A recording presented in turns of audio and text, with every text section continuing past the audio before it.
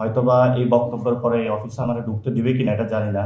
তবে ইনশাল্লাহ আরেকটা গণ অভ্যুত্থান হলে নির্বাচন কমিশন প্রথমে আমি এটাতে হাত দিব, যাতে নির্বাচন কমিশনটা আপাদ মস্তক এটার হলো গোড়া থেকে আগা পর্যন্ত পরিবর্তন করবে, এবং আমার ফার্স্ট টার্গেট হবে এটা।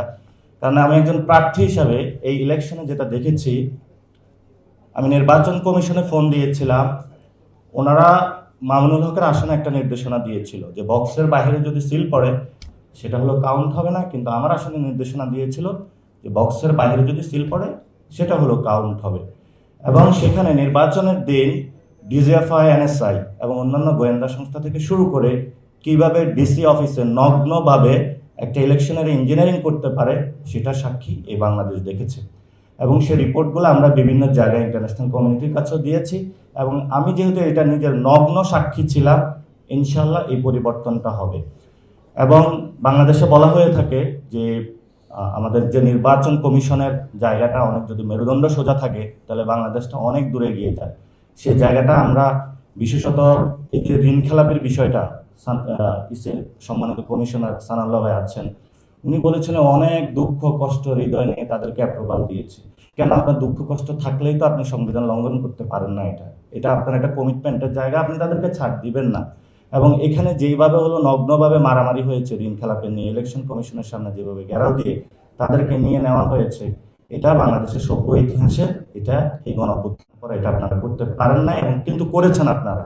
যাক, আল্লাহ আপনাদের উপরে একটা ব্লেজিং দিয়েছে আমাদের এই প্রধানমন্ত্রী, সেই প্রধানমন্ত্রী ব্লেজিং নিয়ে আপনারা আছেন, থাকবেন, কিন্তু লোকাল গভর্নমেন্টে আমরা আশা করব যে আপনারা এই ধরনের কোন অ্যাক্টিভিটিসে যদি যান সেটাতে হয়তোবা রাজপথ খুবই পরিস্থিতি উত্তপ্ত হবে।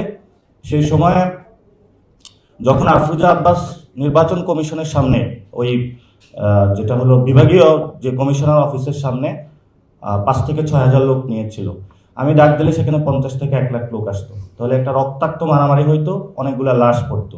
আমি শুধু একটা কারণে সরে আসছি যে যদি ওই হসপিটালে যায় যেই বাবার ছেলেটা মারা যেত আমি তাকে কোনো জবাব দিতে পারতাম না, এই জন্য হলো আমি সরে আসছি। তো ইনশাল্লাহ এটা কিন্তু বাংলাদেশে বিচার হবে। এই নির্বাচন কমিশনে যারা এই নির্বাচনের নেতৃত্ব দিয়েছেন তাদের বিচার ইনশাল্লাহ ভবিষ্যতে আমরা বাংলার মাটিতে করব। এবং সাথে সাথে লোকাল গভর্নমেন্ট ইলেকশনে যদি এর থেকে কোনো বাজে পরিস্থিতি হয় সেটার বিরুদ্ধে আমরা শক্ত হাতে প্রতিবাদ করব। আমরা এখানে বাই কনস্টিটিউশন দেশের জন্য কাজ করতেছি। আমরা নির্বাচন কমিশনের প্রধানের বাসায় যাব, খাবো, এটা পার্সোনাল সম্পর্ক। যারা নির্বাচন কমিশনার আছেন আপনারা আমাদেরকে দোয়া দিবেন, আমরা আপনাদের দোয়া দেব, কিন্তু যখন আপনারা একটা চেয়ারে আছেন সেই চেয়ার ধরে আমরা কথা বলবো। আর আমি এখানে যখন কথা বলছি আমি ব্যক্তি না ছেড়ে কথা বলছি না, আমি এনসিপির একজন প্রতিনিধি হয়ে কথা বলছি। আমরা যেটা বিশ্বাস করি সেই বিশ্বাসটা বাংলাদেশে ইনশাল্লাহ বাস্তবায়ন করব। এবং এই যে অপু ভাই আছেন, ওনার সাথে তো অনেক আগে কথা হয়েছে, তো ভাই আপনারাও দেখবেন যে লোকাল গভর্নমেন্টটা যাতে সুষ্ঠুভাবে হয়। লোকাল গভর্নমেন্ট যদি সুষ্ঠুভাবে না হয় সেটাতে কিন্তু রাজপথ, আমরা আবারও বলছি, ভয়াবহ উত্তপ্ত হবে।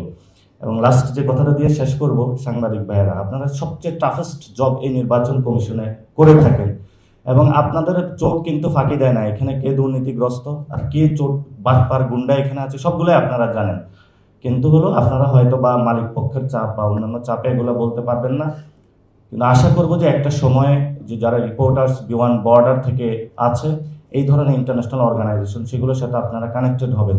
আমরাও সে জায়গায় প্রচেষ্টা করবো আপনাদেরকে কানেক্ট করিয়ে দেওয়ার জন্য।